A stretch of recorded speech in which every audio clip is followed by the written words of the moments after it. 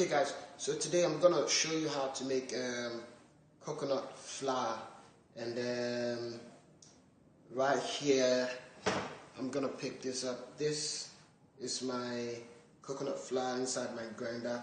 This is how it looks like after you've dried the coconut meat. The way you get the coconut meat is that you grate your coconut. After you grate your coconut, or you put the coconut meat with some water in the blender, you blend it, and then after it comes out, you squeeze the milk out.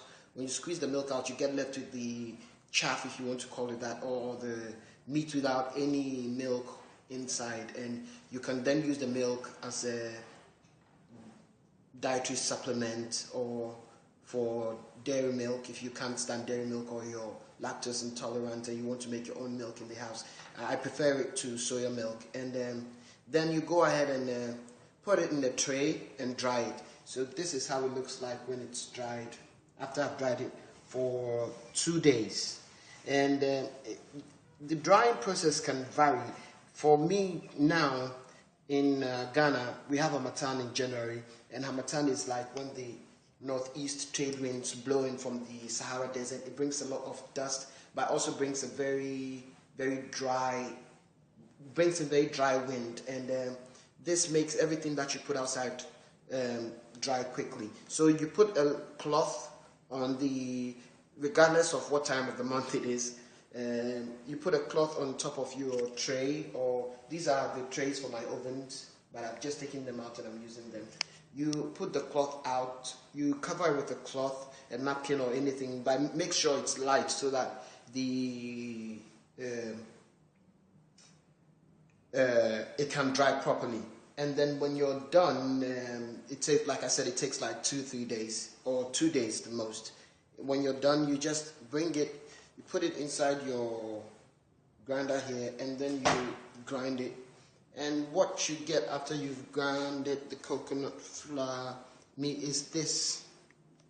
I hope you can see it. So this is like coconut flour for you, and it's a pretty versatile kind of flour. You can use it to make a lot of things.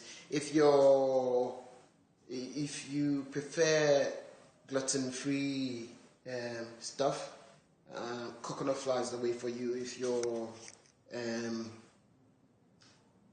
vegetarian, because you can, if you're making like a cake and you don't want to use eggs, because coconut flour absorbs a lot of moisture, so if you're making anything, baking anything with it, you're gonna need a lot more eggs, a lot more moisture too, so that it actually turns out right.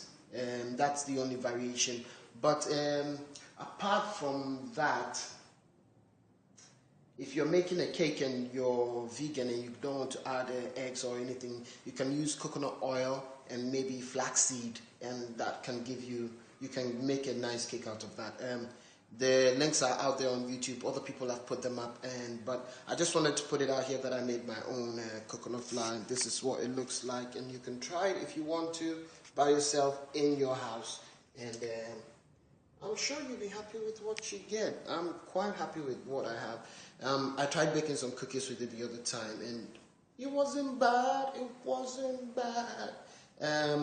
Still need to perfect a few things, but once those things are perfected, I think you'll be good. Anyway, thanks for listening to my blabbering, and hope this gets you out there to try your own coconut flour or try new things this year. And so, see ya, and I'm out.